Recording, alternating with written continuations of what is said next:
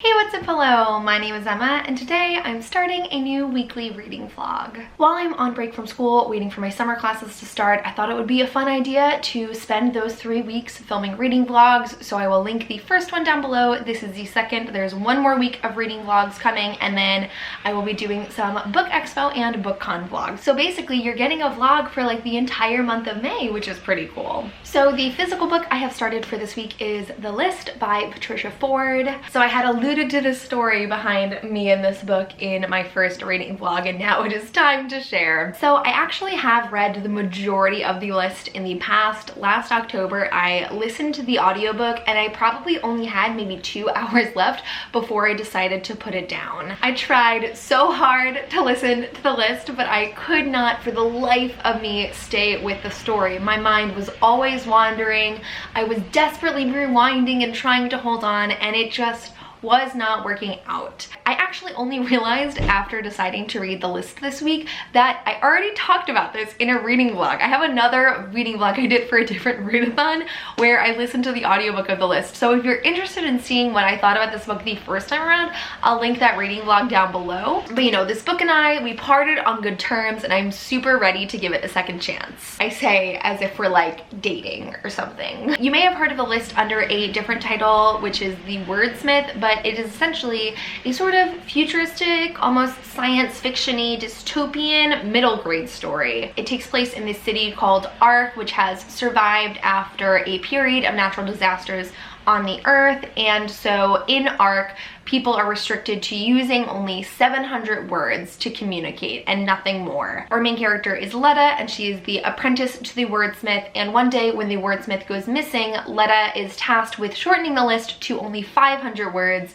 and she meets a boy who has all of the knowledge of the words that she does, so she really has to decide if she wants to see language disappear or fight for freedom. I just really love the premise of this book. It really reminds me of The Giver, and I will say from starting over the story again, I feel like it just has such a great world structure. Already I've encountered quite a few things my mind totally passed over during the first read that have to do with the way that the society functions. I adore the prose of this story. That was an element I loved when I first listened to this book, and one of the reasons why I really persisted and tried so hard to complete it. But I'm super happy I'm able to like sit and look at my book and encounter every single word. A lot of the beginning has been familiar to me, but like when we get into the middle and like different plot points, like I don't remember almost anything about this book other than the premise.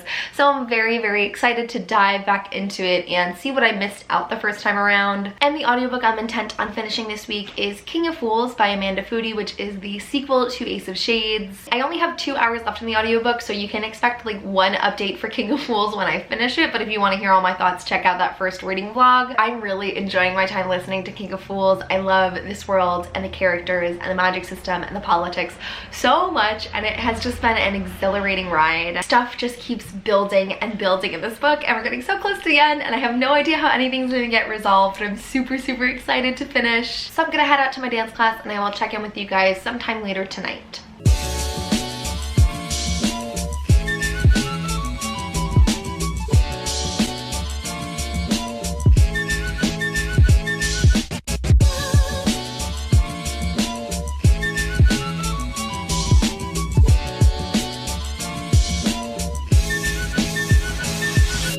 Hi, this clip is only for Amanda Foody, so if you're not Amanda Foody, you can just skip ahead. How dare you? Something just happened and it was so freaking unexpected. This ending is just so epic and intense, and I feel like I can't go to sleep tonight unless I finish this audiobook. It is 1 o'clock in the morning and I'm just going to sit here under my fairy lights until I finish this book because I need to know what happens. So it's 2:30 in the morning and I just finished King of Fools. I am just in absolute agony at this ending. Amanda Foody did that. I am shocked and sad and betrayed, and I just literally cannot process everything I just went through. I just didn't expect any of this, and it was so amazing, but like, I don't have the words. I am going to go to sleep aka let my mind spiral about everything I just read until I fall asleep. And I will give you a more comprehensive and less emotional update tomorrow morning. Life is going to be so meaningless until I get book 3. Good morning, it is Tuesday. Tuesday is always one of my favorite days of the week because for me, it is consistently like one of my off days, so I'm very flexible and I'm able to kind of do what I want. It is 10:30 in the morning. I am going to personal training in just a few, but I'm trying to shove down some whole wheat waffles with peanut butter in the meantime. I want walnut milk. If you do not like almond milk like myself, you have to try walnut milk. It's incredible. So I listened to like 2 hours of King of Fools last night and I'm officially done. It was honestly one of the most intense, emotionally distressing, and all around amazing conclusions I have read from a young adult novel probably since like Queen of Air and Darkness. Oh, also, I discovered last night, like as I was finishing, that the Shadow Game series is not a duology. I've been saying in my first reading vlog, oh my god, I'm so sad, I'm gonna have to say goodbye to these characters, it's the last installment, and I'm fucking wrong. There is one more book coming out in 2020 and I do not understand how I am going to wait until the last installment because it just ended on such a cliffhanger. Just super vivid, edge of my seat, could not guess what was coming next, and I felt like every time we had reached like a stopping point, like something else kept adding on, and it just made for this really, really incredible ending. I think I've settled on a rating of 4.5 stars because for a lot of the book I was going back and forth between 4 and 4.5, and that ending was just like so good. I wanted to give the whole book 5 stars, but to be fair, I feel like 4.5 is a really good representation of my feels. I feel my criticisms are very minor. I thought some of it was a little bit slow. It was definitely much heavier than Ace of Shades with all of the politics and the election going on, which is a good thing, but I feel like sometimes it does just weigh down the story. And I will always be annoyed by a YA couple that are like being distant and keeping secrets from one another in order to protect the other person. It is just such a pet peeve and I'm tired of it. So that happened a lot in King of Fools, but just the ending and everything, just, oh my god. Oh, let me give you a sneak peek of the next audiobook. It's Harry Potter.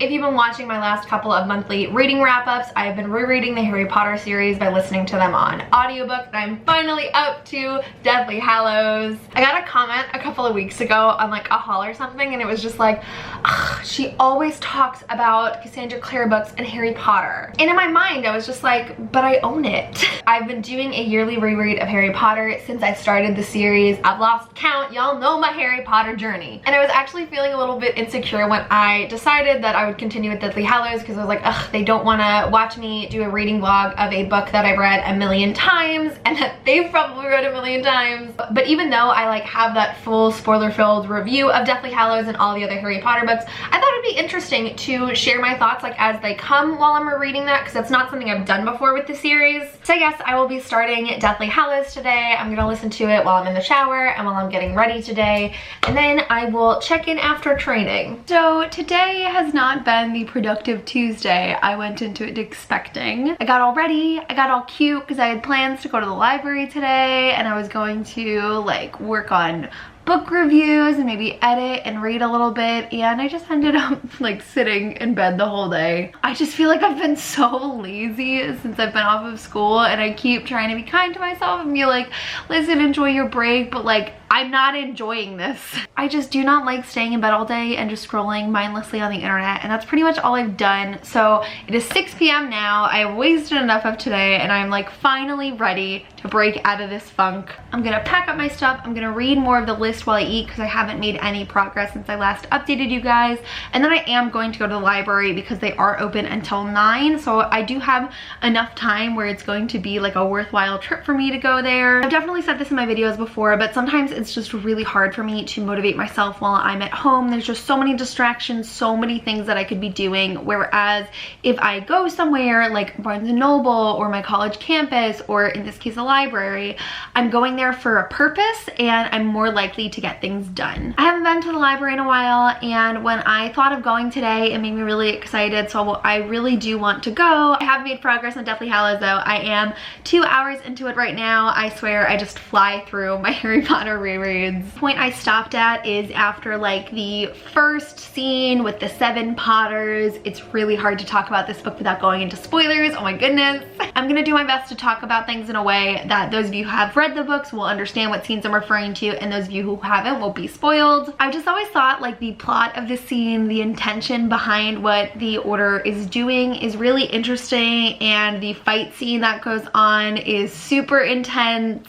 I will never forget how I felt reading the first Death in Deathly Hallows for the first time when I was like 13. Ooh, I just got like chills thinking about Harry Potter.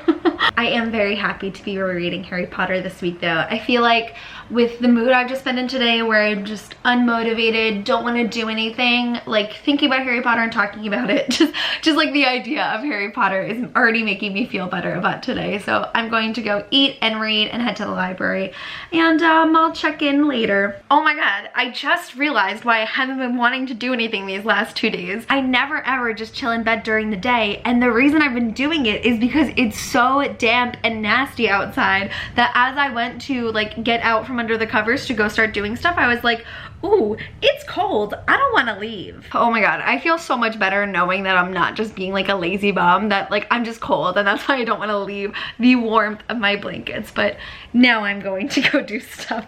Look, these are the first copies of the Mortal Instruments that I ever read.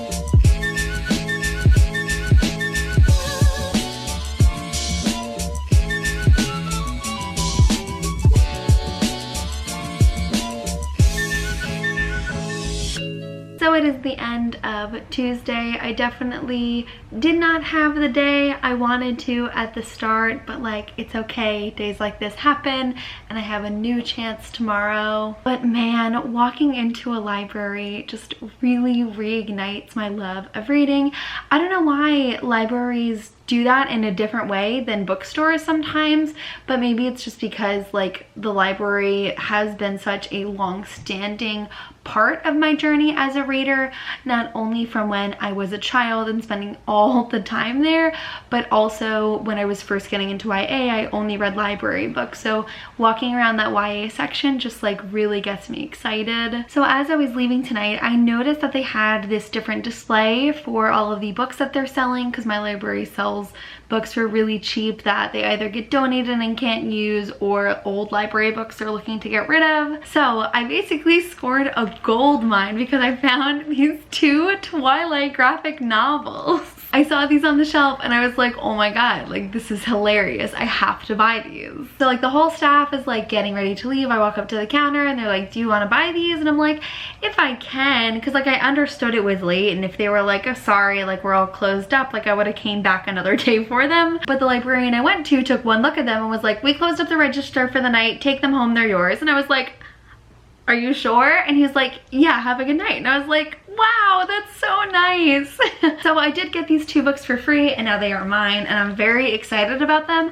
I don't know if they did all 4 volumes of the Twilight graphic novels. I feel like they did, but I've never read them, and as someone who was a huge Twilight fan when I was younger, I just thought they were such like a cute little novelty book, and I had to have them. As for some reading updates, I did listen to more of Harry Potter. Okay, I only listened to like half an hour. I thought it was a little bit more, but that's okay. You know, Harry's hero complex is something that has been showcased in pretty much all of the books, and it's been discussed by the characters at a few points as well. But every time I reread Deathly Hallows, I always forget how annoying Harry's incessant need to be noble is. It's entirely reasonable why Harry would want to caution others from getting involved with him, because so many people have been hurt in the past as a result of the situations that he's been in. But like, dude, these people have proved to you a million times that they are all in, they know the risks, and they are willing to take them, not just for you, but for the wizarding world as a whole. I have to do this alone. You can't come with me. You'll get hurt. Gotta love him though, you know? As for the list, I have read more today, and I'm currently on page like 110, which I feel like is some good progress. That means I read about like 50 pages today. One thing I've always admired about this book is the fact that the author had to create a list of 500 words and only produce dialogue using those words. Don't be nervous, like the majority of the book is written through a normal prose, but when characters of ARC interact, other than Letta and other people who speak like the old tongue, everyone has to use list words. And so just the effort that has to go into determining the words most likely to be used in conversation, being able to condense broad topics and like entire subjects down into one single word. On the same note, I found a quote that I just feel fits this so well, and it says, "We are full of feelings, and feeling isn't even a list word." I'm just very pensive with this book. I just can't stop myself from falling down these deep rabbit holes dissecting this world, and it's been a great experience. And I mentioned it briefly earlier, but a big theme of this book is global warming. The whole reason that ARC is the way it is today is because of an offset of natural disasters, and the biggest one being climate change and like the ice caps melting and such. So there's this article when global warming was starting to really become a problem, and it says, torrents of words had followed. Words from politicians assuring people that there was no such thing as global warming. Words from industrialists who justified their emissions of CO2 into the atmosphere. Words to hide behind. Words to deceive. Useless, dangerous, destructive words. I just think it's brilliant. You know, like, these are the books that need to be in the hands of the youth. Something with an attractive cover and a compelling plot that has an incredibly important message that we should be spreading to their youth. The only mild criticism I have about the book right now is that I just feel like the pacing is very fast. It doesn't feel super speedy while I'm reading, but when I take a step back and like consider how much has happened in such a short period of time, I feel like things are kind of rushed. I just feel like everything could be drawn out a little bit more, and this is where like my inexperience in reviewing middle grade books comes, because I don't know if that's something that's very common for this age category, if it maybe like helps kids retain information better or stay more engaged with the story. Like, if so, that's totally fair, but it's an opinion I have. But I'm really enjoying it so far, and I'm so happy I decided to pick this up and give it another go, because it's fulfilling everything I wanted it to. I'm already reading new things that I like did not know happened the first time around because I just wasn't paying attention close enough. So it's been a really successful and valuable reread so far. It is time for me to go to sleep, so I will check in tomorrow and hopefully get more reading done. I don't know why I always say hopefully, because I know I'm going to get more reading done. It's just a matter of how much. So I'm clearly having a rough day. I'm just having a lot of trouble with my university and my tuition, and like my college just like refuses to lift a finger to get the money that they want so desperately. So I'm trying to stop being emotional so that I can deal with it. But for now, I'm taking a step away, and like I feel like I've done all I can today for it, and I'm going to try and calm down and walk to the post office because I have to get some shipping stuff to send out books that I'm selling on Depop, and I'm just going to like try and chill and listen to Harry Potter on my short walk, and hopefully that'll make me feel better. So now that my college stuff is done, as much as it can be done today, once all of the post office stuff is done, I'll give you guys an update before I continue on with my day. Okay, so I'm feeling better.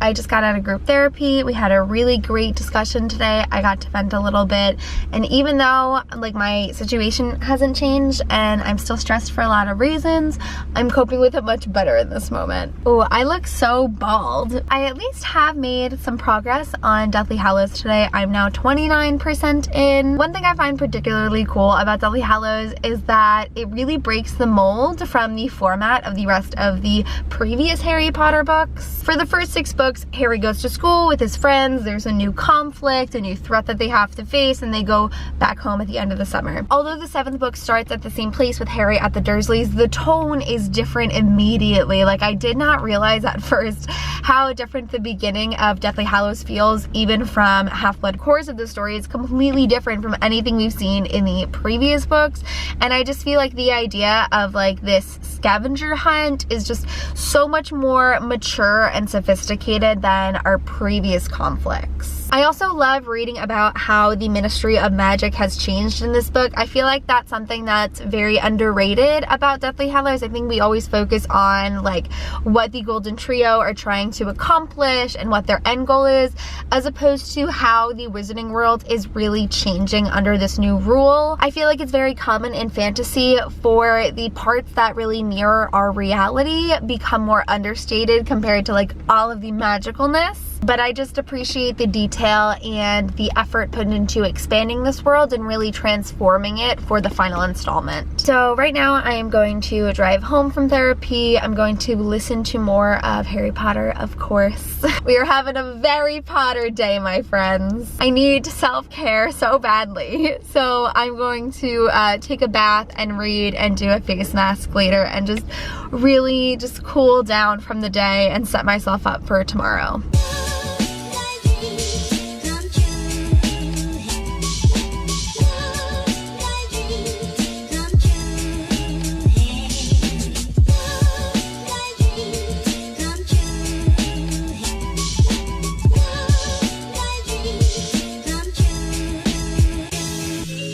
Good morning, it is Thursday. I am feeling so much better today than yesterday. I'm just getting ready for the day, doing my makeup, listening to Harry Potter. I did make progress on the list, so I'll talk to you guys after, but as I'm listening to, I just finished chapter 13, which is the scene at the Ministry, and you know that it's a really incredible, amazing, super adventurous and intense scene if you've read it. And as many times as I've read this book and I've read this scene, I feel like I've never really paid attention to the heroic element of this scene. You know, Harry, Ron, and Hermione are on a mission for a specific thing. They're in a very dangerous situation and they just like do not have room for error, but yet they take the time to rescue people. Like, it's not even a thing that they consider. Like, there's no discussion about like, okay, we have to do this now. It's just like, we're gonna save these people as we're trying to get out of here, and like there's no way for us to leave them. It's just entirely selfless, you know, like their lives are in danger here and they are going out of their way to help protect people who are in a more vulnerable situation than themselves.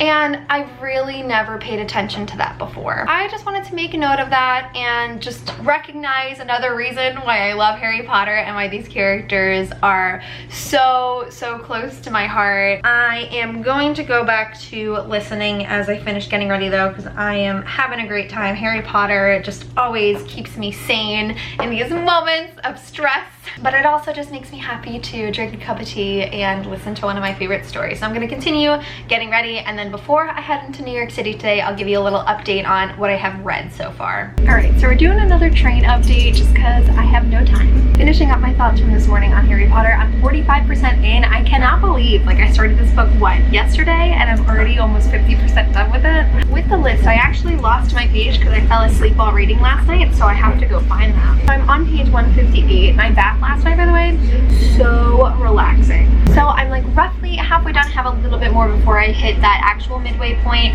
but I feel like I have been making some good progress with it. Also, looking back on my first time reading this book, I missed so much. It's weird because I can remember specific lines I sort of like zoned in on when I was listening to the audiobook, and I read them and I'm like, oh yeah, like this scene happened. I have forgotten some pretty dang big things that have happened, so I'm really glad I've given this book a second chance so I can have a better recollection of it. So I'm going to continue reading on the train while I head into the city. I'm filming a really cool video with an author friend of mine, and then I'm going to be moderating Christine's event for Again But Better at the Strand, so it'll be a super fun-filled day that I'm excited to share with you guys.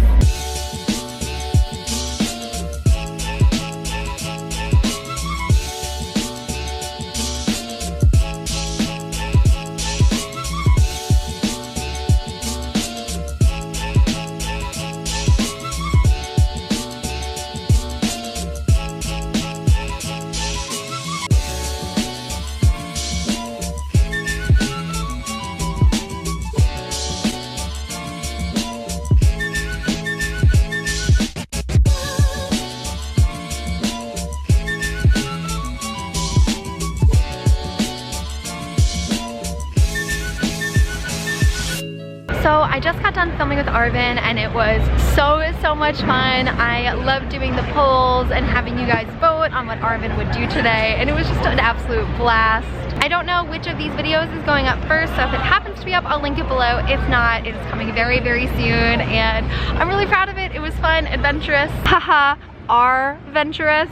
Really fun, and I'm super excited to read Girl Gone Viral. So right now I am just hanging out in Union Square Park waiting for Michael to meet up with me so we can get some dinner before the Again But Better signing. Also super excited for that. If you follow me on Goodreads, you know I really loved Again But Better. I sort of tried to pick this outfit to match the beautiful cover. Super excited to see Christine because I haven't seen her in so long, and it's just gonna be an amazing night, and I'm so excited to share it with you guys. Also, while I'm waiting for Michael, I'm going to be reading a little bit more of the list and enjoying this beautiful weather, and it's gonna be a good time.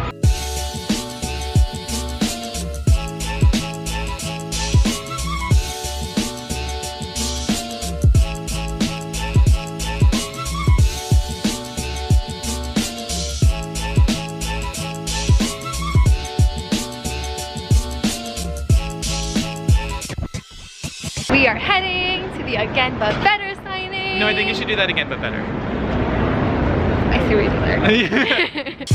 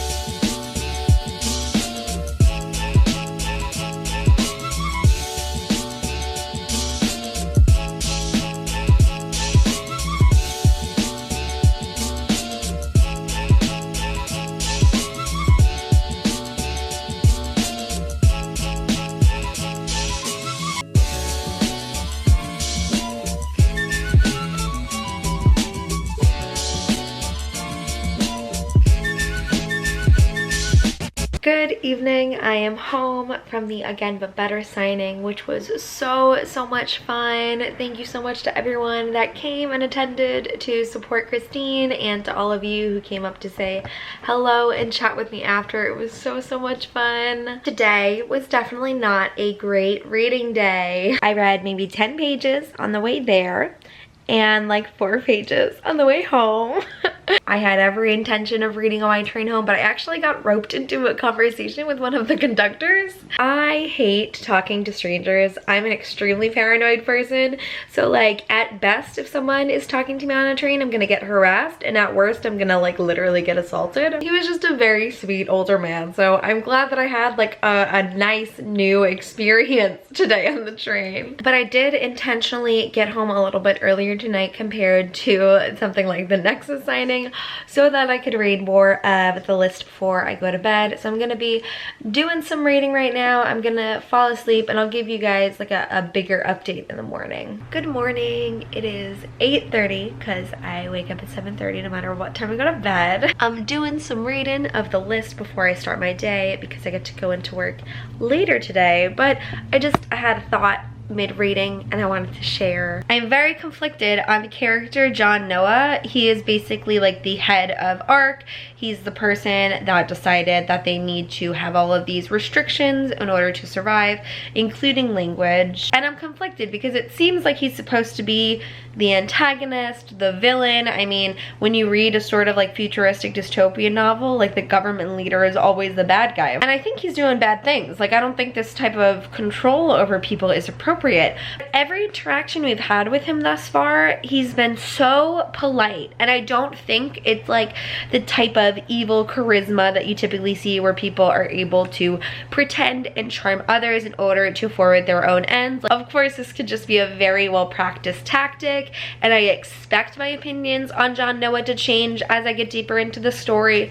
But like at this point, I don't blame Letta for still feeling loyal to John Noah, even though like her awareness of what's really going on in the world and like all of these truths being revealed, like hasn't totally made her believe that he is like this horrible person. I don't know, I just feel like he's different from a lot of these like dystopian leaders because you can usually tell right from the get-go like they're a horrible person, but I feel like John Noah is a little bit more ambiguous at this point. Ooh, you know what? Never mind. I literally went down the page like a tiny bit and then all of a sudden we find out John Noah is doing like a really, really terrible thing. Oh my god, I can't believe I just made that dumb clip being like, maybe he's not so bad. This is what it's truly like to film a reading vlog, guys. So I just reached my stopping point for this morning on page 231 of the list. I feel like the tone definitely just got darker with the last chapter that I just finished. There was one moment where I was like, this seems a little convenient. I feel like we're just like throwing out some information for the main characters to unpack later, but like again, it's middle grade. I'm not the intended audience for this book, and I feel like definitely younger readers would like absolutely love it. But even though I am an adult, I feel like this is like a solid 4 stars at the moment. Like the beautiful writing, the concept of the world, the environmentalist themes in it, it's all so good and I'm really excited to keep reading. So before I get out of bed this morning, I am going to edit some photos I've taken over the last like 2 weeks that I really want to post on Insta. So I'm gonna listen to Harry Potter while I edit them.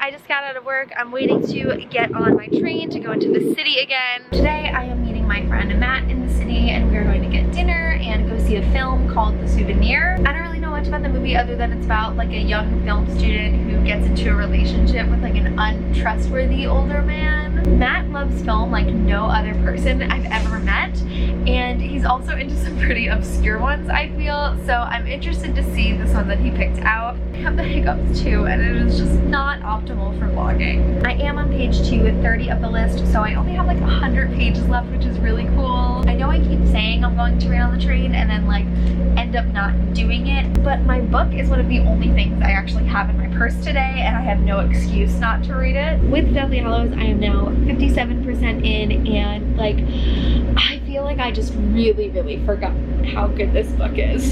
2 of the scenes I've just finished are the Silver Doe and also the meeting with Xenophilius Lovegood. So just so much has been happening, and there have just been some really great scenes. Not only just like action-packed scenes with a lot of magic, but also the character development that goes on in between the 2 of those.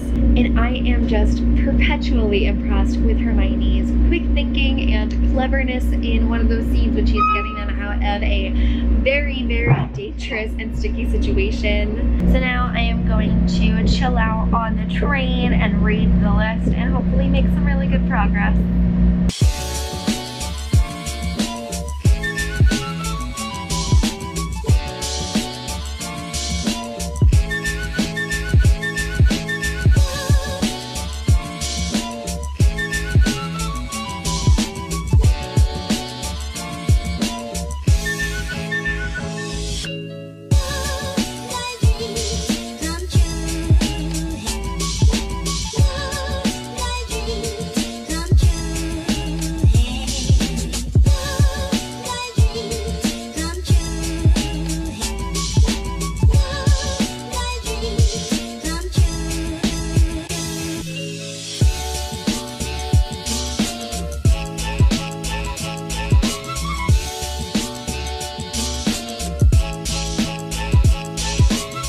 morning. It is Saturday and I am working all day again. I got myself some Dunkin' this morning because again, you know a hoe loves Dunkin'. I have listened to so much Harry Potter this morning. I'm like somewhat 70% through. I only have 4.5 hours left in the audiobook. The climax is about to start. The big battle, the end of the story is coming and I'm so excited to continue with it. I feel like with this reread, I'm just like really taking the time to appreciate how well written of a novel Deathly Hallows is. The action scenes, the investigative work, and just the way that the story itself has been deepening is just, it's so freaking good. And I feel like it's always cool to reflect back on how much we remember from the movie versus how much we remember from the book when we're rereading. I feel like with the Gringotts scene, the movie actually improves on it because they have the ability to like expand and go into more detail with all of the CGI that they can do.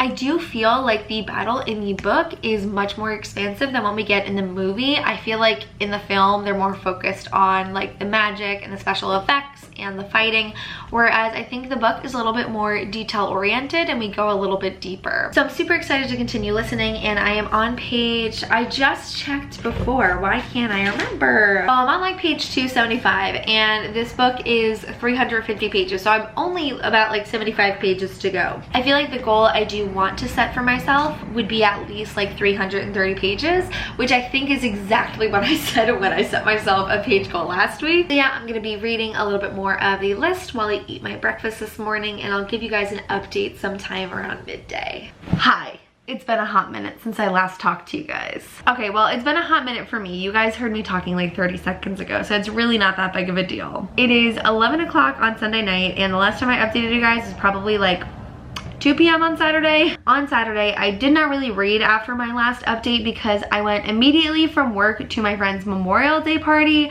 and then immediately after that, I went to my friend's graduation party, and then we went out to the bars, and I got home at 3:30 again. It's kind of unfortunate that I didn't reach my reading goal for Saturday, but like, it's fine because I had a great time and that's the most important thing. And today I just didn't really feel like vlogging. I don't think I had much to vlog. It was a very chill Sunday. With the list, I definitely would say my feelings have changed a little bit on it. It was starting at like a 4-star, but I think now my rating is going to be a 3.5 star. I don't understand why people think that 3 stars is like a bad rating. It means that you didn't like it. Like to me, my 3 stars means like it was good and I enjoyed it. Number one, I think the book really would have benefited from more characterization. Like I can name some qualities about Letta. I think she is determined and brave, but beyond that for her, and especially with all the secondary characters, I just feel like we didn't really get a lot of personality in this book. Secondly, I think the book just needed a little bit more expansion on like all areas, specifically in terms of like the environmentalist themes in the book. Like, don't get me wrong, there's a ton of content for that in this book, but I just feel like they could have gone a little bit more deeply into conversations about it. I just feel like the book focused more on like the history of what has already happened and how things like global warming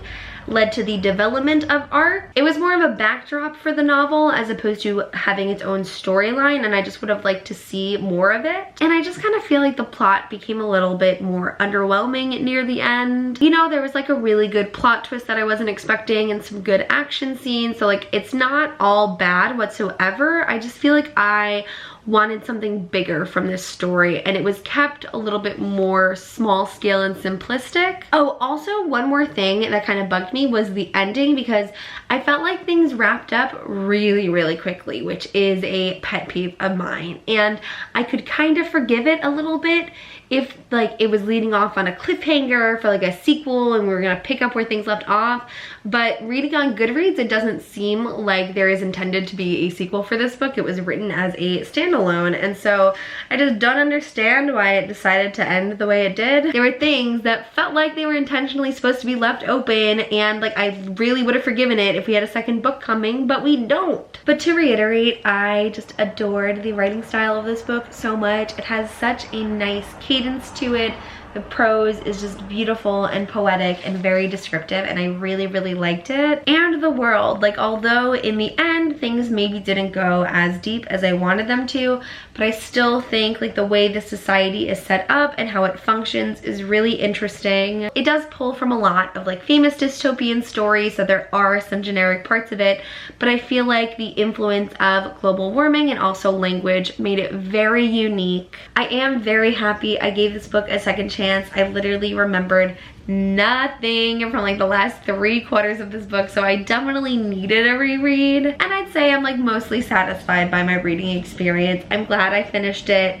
I feel so much more complete knowing that this book is complete and I can fully form my opinions on it. So I think if you are looking for a more dystopian, futuristic middle grade novel, the list is definitely one I would recommend. Oh my god, I feel like I haven't updated you guys on Deathly Hallows in forever. I'm pretty sure the last update was right before I went into the big battle scene, but like, man, I feel like so much has happened since then. I feel like my level of appreciation for Deathly Hallows is just like at an all-time high. Like I know I say that every single time I reread Harry Potter, but I really feel like I've exceeded the limit. Like I thought I hit the limit of how much you could really appreciate Harry Potter, and just the ending of this book blew those standards out of the park, even though I like have read this book many, many times. Just like from the Prince's Tale to Harry's walk into the Forbidden Forest, Dumbledore's truth, and just like the view that Voldemort has of Harry are just so incredibly thought-provoking. Like I feel like I need to start a Harry Potter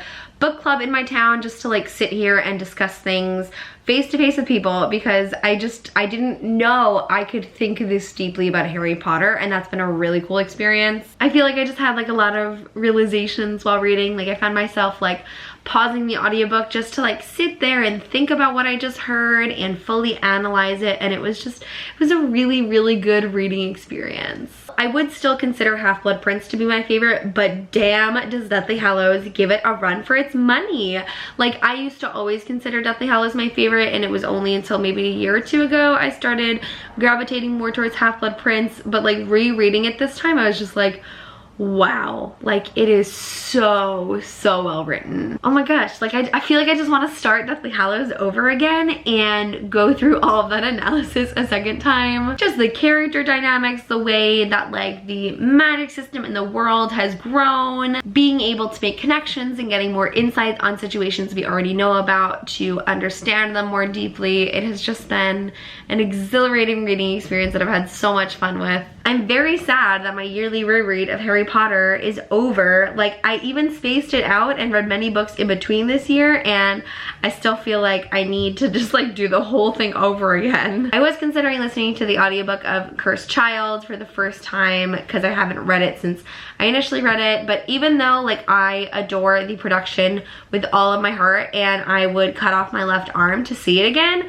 script still not my favorite. So I'm going to be moving on to a new physical book and a new audiobook, which you guys will hear more about in the next vlog. But this is it for week 2 May reading vlogs, and I really hope you guys enjoyed. I feel like this one was nowhere near as fun and entertaining as the first one, but I still hope you guys enjoyed, and we got one more week of these coming before all those book expo and BookCon vlogs, so I hope you are as excited as I am. Definitely let me know in the comments below what you read this week, what you thought of it, because I'm super curious. But that is it for this video. Thank you guys so much for watching, and I will see you soon for a new one. Bye!